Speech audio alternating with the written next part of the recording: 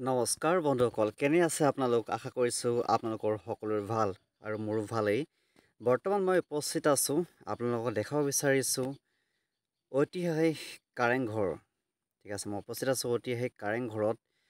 আৰু এই কাৰেংঘৰটো এটা হৈছে আহোম যুগৰ এটা কীৰ্তিচিহ্ন হয়, এটা ৰাজমহল হয়। আৰু এইটো বাহিৰৰ পৰা লোক চাইত লেখা পাইছে আহোম ৰজাৰ কাৰেংঘৰ গড়গাঁৱত অৱস্থিত। শিৱসাগৰৰ পৰা আহিলে পূব দিশত 15 কিলোমিটাৰ অহাৰ পাছতে এই কাৰেংঘৰটো আপোনালোকে দেখা পাব। ঠিক আছে, ইয়াৰ ওচৰতে আছে গড়গাঁও কলেজ আৰু গড়গাঁৱতে অৱস্থিত এই কাৰেংঘৰ। এই কাৰেংঘৰটো নিৰ্মাণ কৰিছিলে 1540 চনত ৰজা শুক্লেমুঙে।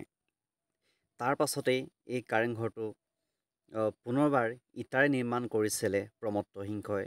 আৰু কিবা কাৰণত 1752 চনত এই কাৰেংঘৰটো জহিক হৈ যায় আৰু ইয়াক পুনৰ নিৰ্মাণ কৰিছিলে ৰজা ৰাজেশ্বৰ সিংহই। আৰু দেখিবলৈ খুব ধুনীয়া হয়, এটা ৰাজমহল আহোম ৰজাৰ দ্বাৰা নিৰ্মাণ কৰা হৈছিলে। এই ৰাজমহলটো খুবেই সুন্দৰ হয়।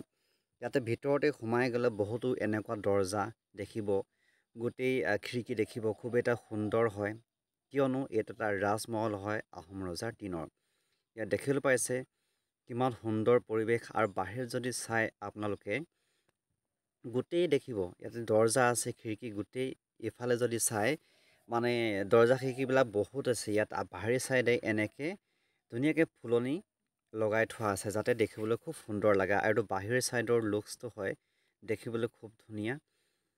আৰু এয়া চাওক, খুব ইটাৰে নিৰ্মিত হয়। ইটাৰ থলুৱা যিটো বিলাতী মাটি হয়, বিলাতী মাটি আৰু ইটাৰে নিৰ্মাণ কৰা হৈছে। ইয়াত কিন্তু হাঁহৰ কণী বা বৰা চাউল নাই, কেৱল ইটা আৰু বিলাতী যিটো মাটি হয় সেইটোৰে নিৰ্মাণ কৰা হৈছে।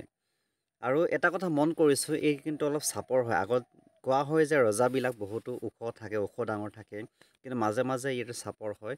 আৰু ইয়াতে দুটা আপোনাৰ কয়দীখানা আছে, আপোনালোকে নিশ্চয় দেখিছে। কয়দীখানা জেল টাইপৰ হয়, ইয়াতে ৰখীয়া আছিলে। লগতে মোৰ ফেমিলি আহিছে, ইয়াতে ল'ৰা আহিছে, মাহঁতো আহিছে। আৰু এনেকৈ ষ্টেপ আছে, ষ্টেপখিনি বহুতে ওপৰলৈ বগাব লাগে। এইটো হৈছে 3মহলীয়া হয়, ষ্টেপখিনি ওপৰলৈ বগাই বগাই যাব লাগে। আৰু তেনেকৈ বগাই বগাই গৈ আছোঁ, মাহঁতো গৈ আছে এনেকৈ খুব সুন্দৰকৈ। কিন্তু বহুত খাৰা হয় দেই, চিৰিখিনি বহুত খাৰা হয়। আপোনালোকে যদি উঠোতে বহুতে সাৱধানে খোজকাঢ়িব।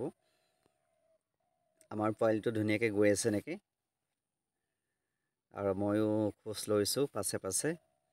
আৰু ওপৰৰ পৰা চাবলৈ গ'লে ইয়াতে লুকছটো বহুত ধুনীয়া, বহুত সুন্দৰ পৰিৱেশ হয়। ওপৰৰ পৰা দেখাম আপোনালোকক, খুবেই এটা ধুনীয়া পৰিৱেশ আৰু ৰাজমহল।